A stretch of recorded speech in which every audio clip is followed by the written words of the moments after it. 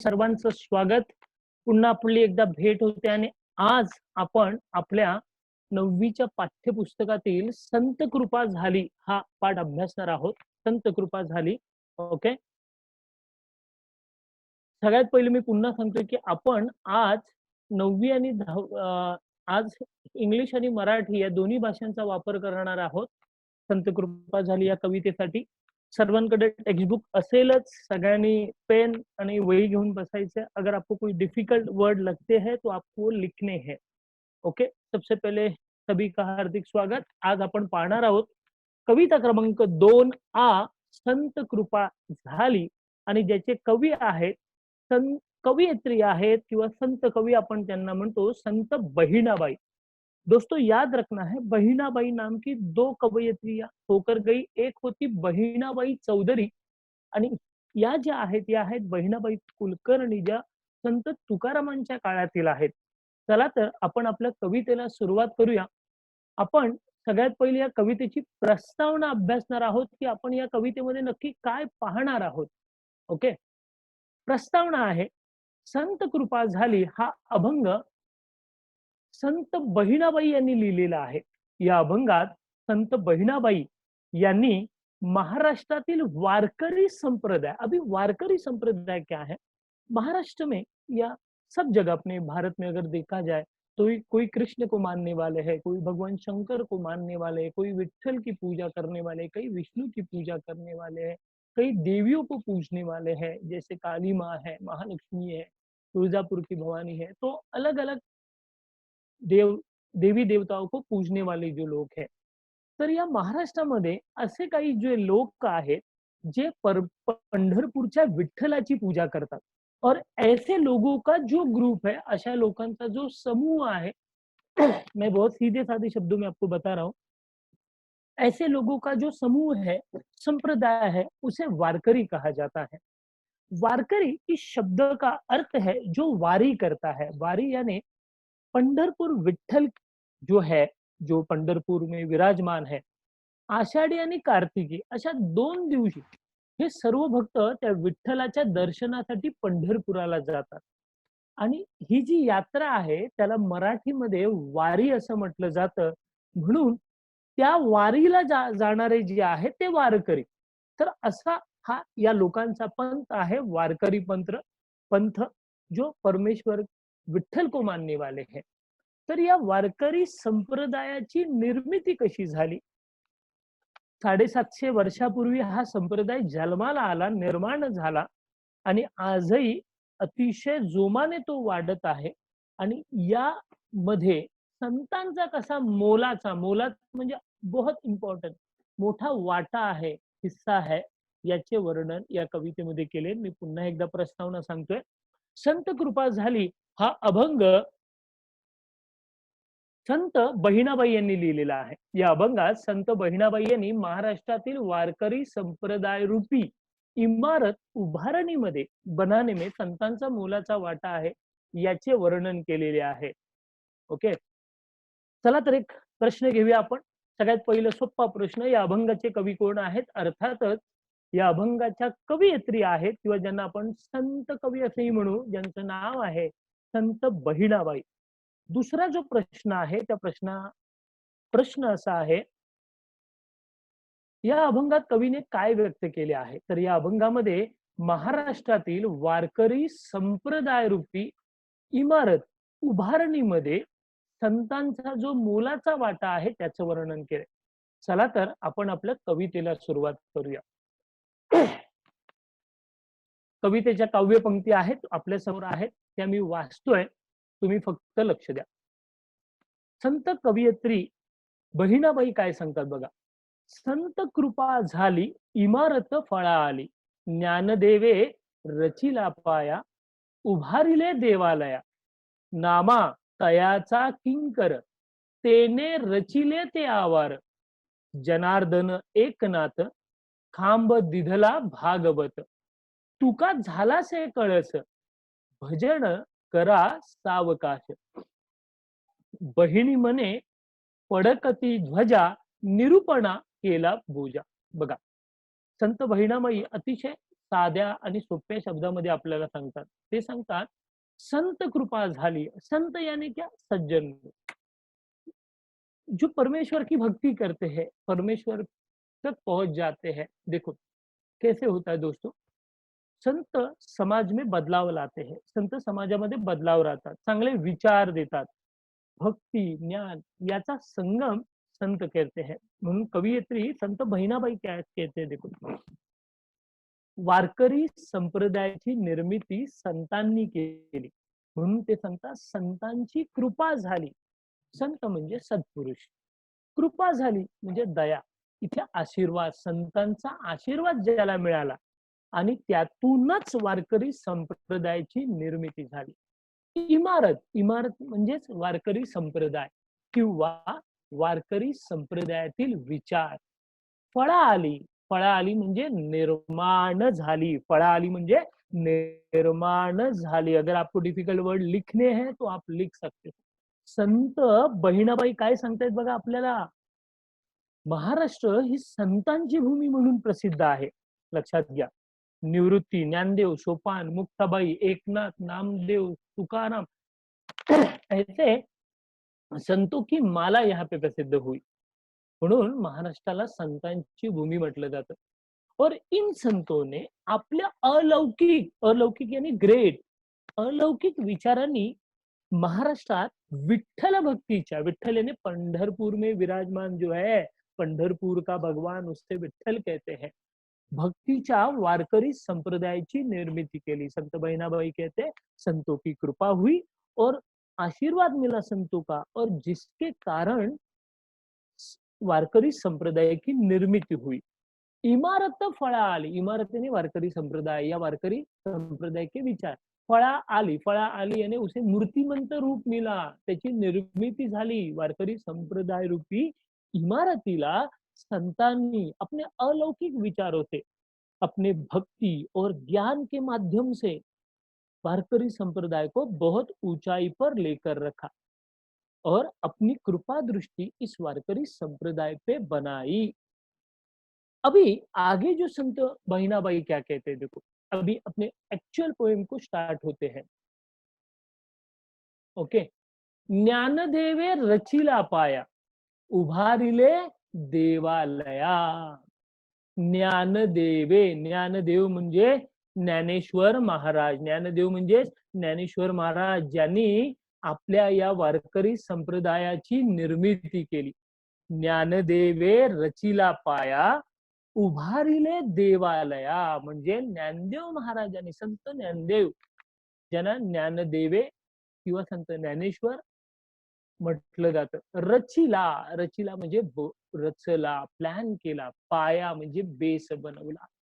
उभारिले, उभारिले म्हणजेच निर्माण केलं, उभारलं. देवालय, देवालय म्हणजे देऊळ. बघा, समझो हम लोग, फॉर एग्जाम्पल मैं आपको समझाता हूँ कि ये एक बिल्डिंग है. ओके. मतलब ये जो वारकरी संप्रदाय ये बिल्डिंग है. तो बिल्डिंग बनाने के लिए एक आर्किटेक्चर लगता है. तो आर्किटेक्चर का काम ज्ञानेश्वर महाराज ने किया. म्हणून ते सांगतात ज्ञानदेवे रचिला पाया. ज्ञानदेव महाराज ने क्या किया, उसका बेस बनाया, मतलब उसका आर्किटेक्चर बनाया.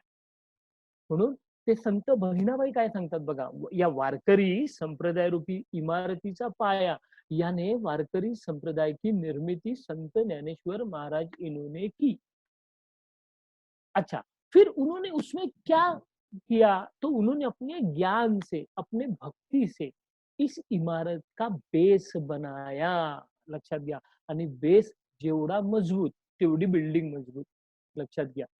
बेस जेवढा मजबूत तेवढी बिल्डिंग मजबूत. म्हणून संत बहिणाबाई सांगतात की या बिल्डिंगला, या वारकरी संप्रदाय को कुछ हो ही नहीं सकता, क्योंकि ज्ञानदेव, ज्ञानियाचा राजा ज्ञानदेव, ज्ञानाचा अगाध पुतळा म्हणजे ज्ञानेश्वर महाराज. ऐसे ज्ञानी इंसानी इस वारकरी संप्रदाय की निर्मिती की 750 साल पहले. लक्षात घ्या. त्यामुळे ते काय सांगतात, ज्ञानदेवे रचिला पाया, उभारिले देवालया. संत ज्ञानेश्वरांनी आपल्या ज्ञान व भक्ती याच्या जोरावर ज्ञानेश्वरांनी या इमारतीचा पाया निर्माण केला. वारकरी संप्रदायाची स्थापना केली. त्यामुळे आज शेकडो वर्ष झाली. शेकडो वर्ष लाइक शेकडो वर्ष म्हणजे जवळ-जवळ 700-800 वर्ष झाली आणि या 700-800 वर्षामध्ये देखील हा संप्रदाय असाच मजबुतीने उभा आहे.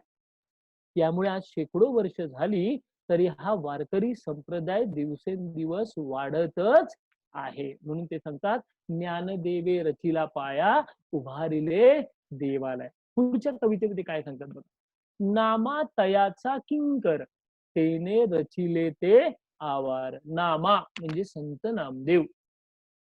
तयाचा, तयाचा म्हणजे त्याचा, त्याचा म्हणजे कोणाचा? वारकरी संप्रदायाचा. किंकर म्हणजे सेवक दास. तेने त्यांनी, रचिले निर्माण केला, आवार म्हणजे अंगण. बघा आता कसं आहे, मी तुम्हाला सांगितलं की वारकरी संप्रदाय ही एक बिल्डिंग आहे. या बिल्डिंगचे आर्किटेक्चर कोण बनले? संत ज्ञानेश्वर. साहजिकच. आता या बिल्डिंग जी आहे, या बिल्डिंगला आपल्याला थोडं स्प्रेड करावं लागणार, आपल्याला मार्केटिंग करावी लागणार. त्याच्या मग सेवक, त्याचं सेवक बनण्याचं काम संत नामदेवांनी केलं. नामदेव त्याचे सेवक बनले, त्याची सेवा केली. अच्छा, सेवा कशी केली? तर त्यांनी या वारकरी संप्रदायाला केवळ महाराष्ट्रापुरता मर्यादित न ठेवता त्यांनी संपूर्ण भारतामध्ये याचा प्रसार केला. लक्षात घ्या. तुम्ही जर गुरु ग्रंथ साहेब जर बघाल तर त्याच्यामध्ये काही नामदेवांचे काही अभंग आलेले आहेत. म्हणजे तिथपर्यंत संत नामदेवांनी वारकरी संप्रदायाचा प्रसार केला. म्हणून तिथे दिले, तेने रचिले ते आवार. लक्षात घ्या. संत बहिणाबाई काय सांगतात? वारकरी संप्रदायाचा दास बनण्याचे महान कार्य संत नामदेव यांनी केले. संत नामदेव इन्होंने किया. उन्होंने म्हणजे संत नामदेवांनी, त्यांनी वारकरी संप्रदायाचा प्रचार प्रसार संपूर्ण भारतभर केला. देखो सबसे इम्पोर्टेंट चीज है ना आज की तारीख में, मार्केटिंग बहुत इम्पोर्टेंट है और वारकरी संप्रदाय को दुनिया भर में फैलाने का काम भारत भर में, केवल महाराष्ट्र के लिए मर्यादित नहीं रखा, पूरे भारत भर, पूरे विश्व में उन्होंने उसे फैलाया. म्हणून भारतभर केला. वारकरी संप्रदायाचा दास बनून जीवन के अंतिम अंतिम क्षण तक वारकरी संप्रदाय संवर्धन के लिए उसका जतन किया, उसका संगोपन किया, मतलब उसको बढ़ाया. वारकरी संप्रदायाला व्यापक स्वरूप प्राप्त करून दिले. ओके. वारकरी संप्रदायाला व्यापक स्वरूप प्राप्त, मतलब उसको बहुत बड़ा रूप प्राप्त कर दिया. म्हणून नामा तयाचा किंकर, तेने रचिले ते आवार. बघा वारकरी संप्रदाय क्यों ग्रेट है?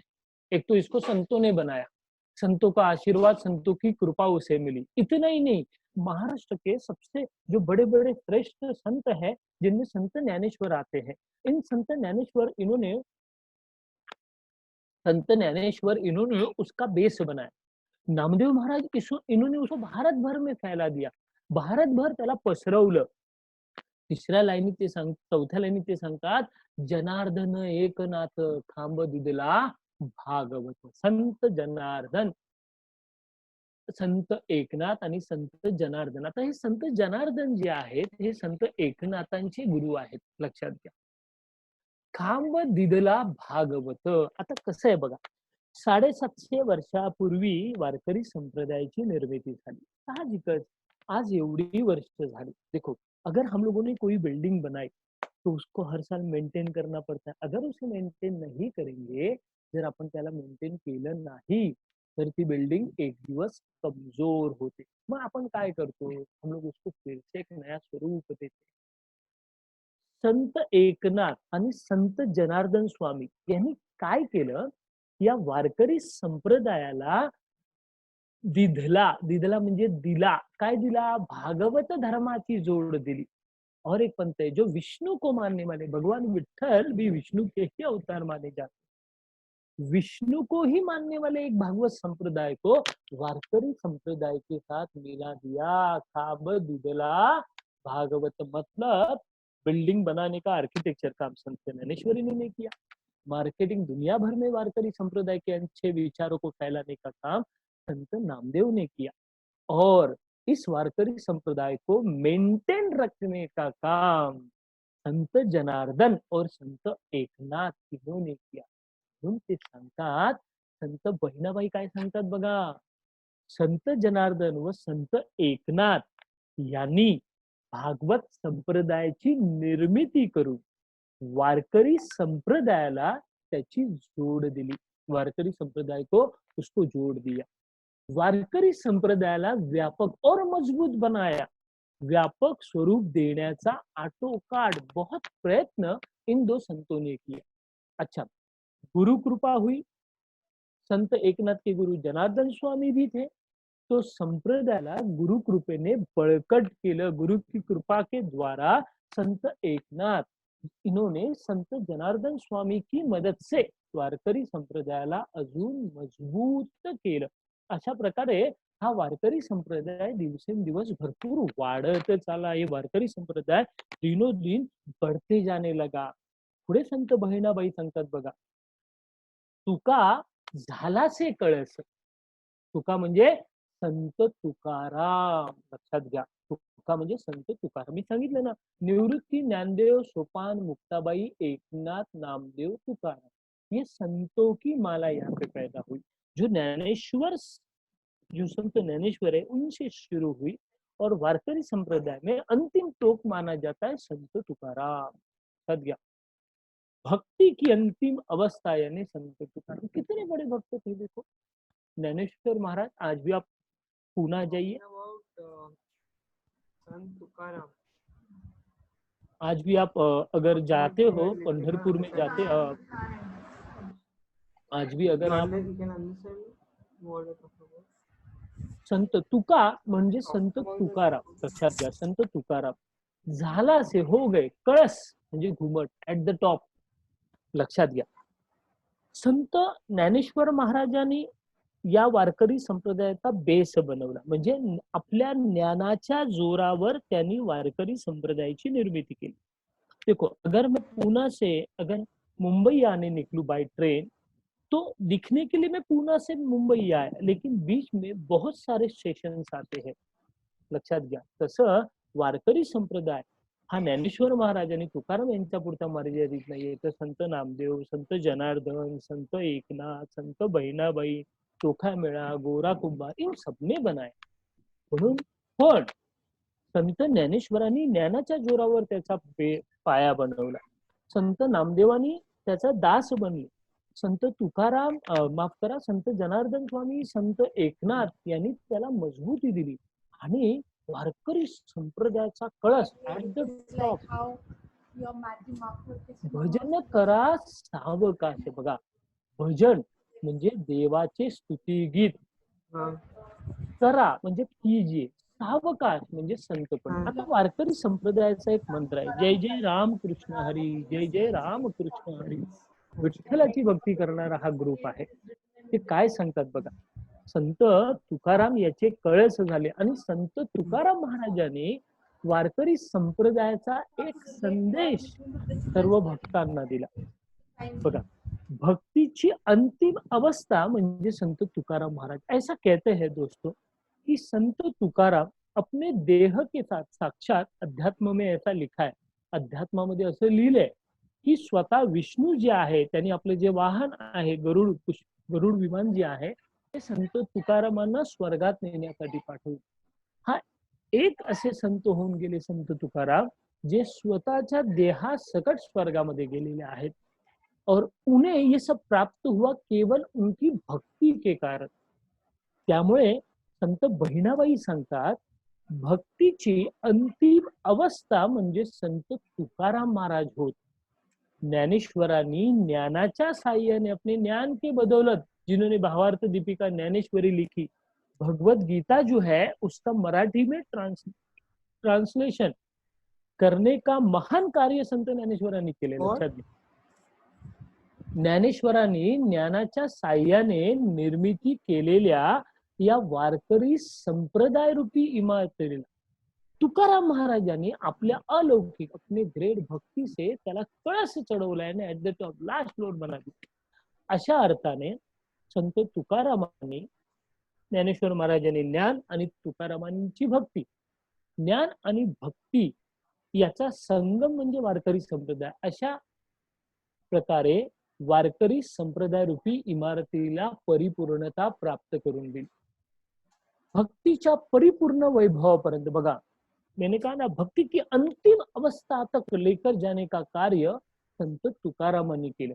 तुकारामांनी सांगितलं, पूजा अर्चा, कर्मकांड, जप तप होम हवन, ये जो हम लोग करते हैं ना, सत्यनारायण की पूजा करते, वास्तु शांति करते, उन्होंने कहा इसमें मत पडना, याच्यामध्ये पडू नका, तुम्ही फक्त भजन करा. भजन करा म्हणजे काय करा? नामस्मरण करा, नाम घ्या, परमेश्वराचं नाम घ्या. और परमेश्वर का नाम जपना यही भक्ति का सबसे आसान तरीका है. हाच भक्तीचा सगळ्यात सोपा मार्ग आहे असं तुकाराम महाराजांनी सर्वांना सांगितलं. म्हणून संत बहिणाबाई सांगतात, तुका झालासे कळस, भजन करा सावकाश. आणि शेवटच्या काव्यपंक्तीमध्ये ते सांगतात, बहिणा मनी पडकती ध्वजा, निरूपणा केला बोजा. बघा, संत बहिणाबाई काय सांगतात बघा. बहिणी, बहिणी म्हणजे संत बहिणाबाई. फड़कती म्हणजे कोई भी जैसे फ्लैग होता है, हवा आती है तो वो हिलने लगता है, तो वाऱ्यावर फडफड असा आवाज येतो ना, त्याला म्हटलं जातं फडफडणे. ध्वज, ध्वज म्हणजे झेंडा. वारकरी भगवा ध्वज जो है, जो हिंदू धर्म का प्रतीक माना जाता है, वही भगवा ध्वज ये वारकरी संप्रदाय का प्रतीक माना जाता है. निरूपण, निरूपण यानी विवेचन, और बोझा यानी जवाबदारी, जवाबदारी. अभी संत बहिणाबाई क्या सांगतात. संत ज्ञानेश्वर इन्होंने ज्ञान के माध्यम से, संत ज्ञानेश्वरांनी ज्ञानाच्या जोरावर वारकरी संप्रदायाची निर्मिती केली. संत नामदेव त्याचे दास झाले आणि त्यांनी वारकरी संप्रदायाला संपूर्ण भारतभर पसरवला. संत जनार्दन स्वामी, संत एकनाथ स्वामी यांनी वारकरी संप्रदायाला मजबूती दिली आणि संत तुकारामांनी भक्तीच्या जोरावर त्याला कळस चढवलं. मग संत बहिणाबाई सांगतात की या वारकरी संप्रदायाचे विचार, ज्ञान, भक्ती पुढे घेऊन जाण्याचं कार्य मी माझ्या खांद्यावर घेतलेलं आहे. म्हणून ते सांगतात बघा, बहिणी म्हणे पडकती ध्वजा. बहिणाबाई सांगतात की वारकरी संप्रदाय रूपी इमारतीची ध्वजा सतत फडकत ठेवण्याचे कार्य, मतलब वारकरी संप्रदाय का जो कार्य है वो आगे बढ़ाने तक मी माझ्या खांद्यावर घेतलेले आहे. त्याची धुरा सांभाळण्याचे काम मी माझ्या खांद्यावर घेतलेले आहे. याने वारकरी संप्रदाय को आगे बढ़ाने की जिम्मेदारी मैंने मेरे कंधे पर ली है. अच्छा, संत ज्ञानेश्वरानी ज्ञान के माध्यम से, संत तुकाराम इन्होंने भक्ति के माध्यम से, संत नामदेव इन्होंने सेवा के माध्यम से, संत जनार्दन आणि एकनाथ यांनी भागवत धर्माची जोड देऊन या वारकरी संप्रदायाला सांभाळलं. मग संत बहिणाबाई सांगतात निरूपण, निरूपण यानी विवेचन, एक्सप्लेनेशन, वारकरी संप्रदाय के विचार, तत्व ज्ञान, भक्ति ज्ञान, इनका एक्सप्लेनेशन मैं लोगों को बताकर इस वारकरी संप्रदाय का प्रचार और प्रसार कर रही हूँ. म्हणून संत बहिणाबाई सांगतात, निरूपणाच्या माध्यमातून मी वारकरी धर्माचा प्रचार व प्रसार करत आहे. निरूपणातून, निरूपण यानी एक्सप्लेनेशन देकर मैं मेरी जिम्मेदारी कर रही हूँ. अशा प्रकारे या कवितेमध्ये संत बहिणाबाई यांनी आपल्याला वारकरी संप्रदायाची निर्मिती कशी झाली, गेली 750 वर्ष हा जो संप्रदाय आहे, हा संप्रदाय कसा ग्रेट आहे, याला कोणत्या कोणत्या संतांनी मदत केली, कशा प्रकारे मदत केली, याचं वर्णन केलंय. तसेच एक वारकरी संप्रदायातील मी म्हणजे स्वतः बहिणाबाई त्या सांगतात, मैं खुद वारकरी संप्रदाय में से हूँ, तो मेरी जिम्मेदारी क्या है, मैं इस वारकरी संप्रदाय के लिए क्या कर रही हूँ, इसका वर्णन किया है. दोस्तों, मैं थोड़ा सा फिर से पीछे जाता हूँ और मैं आपको फिर से एक बार ये पूरी पोएम जो है वो समझाता हूँ. देखिए, आपको आपकी स्क्रीन पे पोएम के काव्य पंक्तिया तुम्हाला दिसतायत, तुम्ही नीट लक्ष द्या. संत बहिणाबाई सांगतात, वारकरी संप्रदायाची निर्मिती संतांनी केली. वारकरी संप्रदाय या जगामध्ये पसरवण्याचं कार्य, त्याचा विचार या जगामध्ये पसरवण्याचं कार्य संतांनी केलं. ते कसं? आणि मी देखील त्याच वारकरी संप्रदायातील आहे. मग माझी जबाबदारी काय आहे याचं वर्णन इथे केलं. आपण एक थोडा सारांश बघूया. त्या सांगतात, संत कृपा झाली, इमारत फळा आली. ज्ञानदेवे रचिला पाया, उभारिले देवालया. नामा तयांचा किंकर, तेने रचिले ते आवार. जनार्दन एकनाथ, खांब दिधला भागवत. तुका झालासे कळस, भजन करा सावकाश. बहिणी म्हणे पडकती ध्वजा, निरूपणा केला पूजा. मैं फिर से एक बार पूरा बताता हूँ, सुनो. संत कृपा झाली, यानी संतों का आशीर्वाद प्राप्त हुआ. संतों ने अपनी कृपा दृष्टि उस पर रखी. किस पर? तो वारकरी संप्रदाय पर. क्योंकि पूरे पोएम में हम लोग देख रहे हैं वारकरी संप्रदायाची निर्मिती कशी झाली. मग ते सांगतात, संतांची कृपा झाली, संतों ने आशीर्वाद दिया और वारकरी संप्रदाय की निर्मिती हुई. इमारत फळा आली. इमारत यानी वारकरी संप्रदाय. इमारत इज इक्वल टू वारकरी संप्रदाय के विचार. फळा आली. फळा आली यानी क्रिएट हो गई, निर्माण झाली. म्हणजे संतों के आशीर्वाद के द्वारा वारकरी संप्रदाय की निर्मिती हुई. तो इसे बनाया किसने? 750 साल पहले ज्ञानदेवे रचिला पाया. ज्ञानदेव यानी संत ज्ञानेश्वर महाराज, इन्होंने इसका बेस बनाया, वारकरी संप्रदाय की निर्मिती की. उभारिले देवालया. देखो, वारकरी संप्रदाय को देवालय यानी देऊळ, मंदिर की उपमा दी है.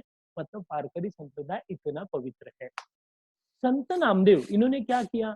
नामा तयाचा किंकर, तेने रचिले ते आवार. संत नामदेव महाराज उसके दास बने. तेने, उन्होंने आवार बनाया. आवार यानी हम लोग घर बनाते तो कंपाउंड बनाते हैं ना, तो वैसे वारकरी संप्रदाय को इन्होंने दुनिया में फैलाया, भारत भर फैलाया. संत जनार्दन स्वामी, संत एकनाथ स्वामी, इन्होंने भागवत धर्म को वारकरी संप्रदाय से जोड़ दिया. काम देखो, कोई भी बिल्डिंग है तो उसको हम लोग और एक पिलर जोड़ दे तो और मजबूत हो जाती है, और दो पिलर जोड़ दे तो अजून मजबूत होते. तसं संत जनार्दन स्वामी, संत एकनाथ यांनी भागवत धर्माची जोड वारकरी संप्रदायाला दिली. तुकाराम महाराज यांनी भक्तीची जोड़ दिली. इन्होंने भक्ति के माध्यम से वारकरी संप्रदाय को ग्रेट बनाया. उन्होंने कहा कि आप किसी भी कर्मकांड में मत पडिये, फक्त तुम्ही परमेश्वराचं नामस्मरण करा, हळूहळू करा, तुम्हाला जमेल तसं करा, काही कंपल्शन नाहीये. तुम्ही सकाळी उठलं पाहिजे असं काही नाही. तुम्ही तुमच्या हिशोबाने पण परमेश्वराचं हळूहळू आयुष्यात नामस्मरण करा. आणि अशा प्रकारे वारकरी संप्रदायाची निर्मिती झाली. त्यानंतर संत बहिणाबाई सांगतात की या सर्वांनी आपापलं कार्य केलं, मग माझं देखील काहीतरी जबाबदारी आहे, माझी देखील काहीतरी जबाबदारी आहे. म्हणून संत बहिणाबाई सांगतात, ही वारकरी संप्रदायाचा झेंडा आहे भगवा, ऑरेंज कलरचा. हिंदू धर्माचं जे ध्वज आहे, मी तो माझ्या खांद्यावर घेतला. याने वारकरी संप्रदाय की जिम्मेदारी मैंने मेरे कंधे पे ली है. और निरूपण, निरूपण यानी एक्सप्लेनेशन के माध्यम से उसकी महत्वता, त्याचं ज्ञान, वारकरी संप्रदायाचं ज्ञान, भक्ती या सगळ्या गोष्टी मी लोकांपर्यंत पोहोचवण्याची जबाबदारी मी माझ्या खांद्यावर घेतली आहे. आणि या वारकरी संप्रदायाला असंच पुढे चालू ठेवण्याची जबाबदारी मी माझ्यावर घेतलेली आहे. अशा प्रकारे प्रस्तुत कविता में संत बहिणाबाई, इन्होंने वारकरी संप्रदाय की निर्मिती कैसे हुई, संतों ने क्या कार्य किया, उनकी क्या जिम्मेदारी है, इसका वर्णन, याचं वर्णन या कवितेमध्ये संत बहिणाबाई यांनी केलेलं आहे. विद्यार्थी मित्रांनो, तुम्हाला कविता साधी सोपी आहे, नक्कीच तुम्हाला समजली असेल. तुम्हाला जाता जाता होमवर्क आहे, ही कविता जी आहे, ही कविता तुम्हाला 2 वेळा मोठ्याने बोलायची आहे घरी. मैं फिर से कहता हूँ दोस्तों, आपको घर पे जोर से बोलना है. आप शायद नहीं बोलते होंगे, तो मेरी रिक्वेस्ट आहे तुम लोगों से, माझी विनंती आहे तुम्हाला की तुम्ही मराठीचं जास्तीत जास्त वाचन करा. जर तुम्हाला मराठीमध्ये चांगले मार्क कमवायचे असतील तर वाचन फार महत्वाचं आहे. इसलिए मेरा होमवर्क है, आपको ये पोएम 2 बार जोर से बोलनी है. ओके, कम से कम एक 5 फीट पर बैठे हुए इंसान को वो सुनाई दे. दुसरं, ही कविता तुम्हाला 2 वेळा लिहायची आहे. अच्छे सुंदर हस्ताक्षर में. आणि या कवितेच्या मागे ज्या एक्सरसाइज दिलेल्या आहेत त्याच्यामध्ये जे ऑब्जेक्टिव्स आहेत, ब्रीफ आपको नहीं लिखने हैं, ओनली ऑब्जेक्टिव्स जितने भी है वो सारे के सारे ऑब्जेक्टिव्स आपको विथ आंसर 2 बार लिखने हैं. ये आपके लिए होमवर्क है. ओके, यहाँ पे मैं अपना लेक्चर स्टॉप करता हूँ. Thank you, thanks for coming. और दिया गया होमवर्क याद से आपको करना. Thanks a lot. Thank you. Bye bye. Shashi, hello. Hello.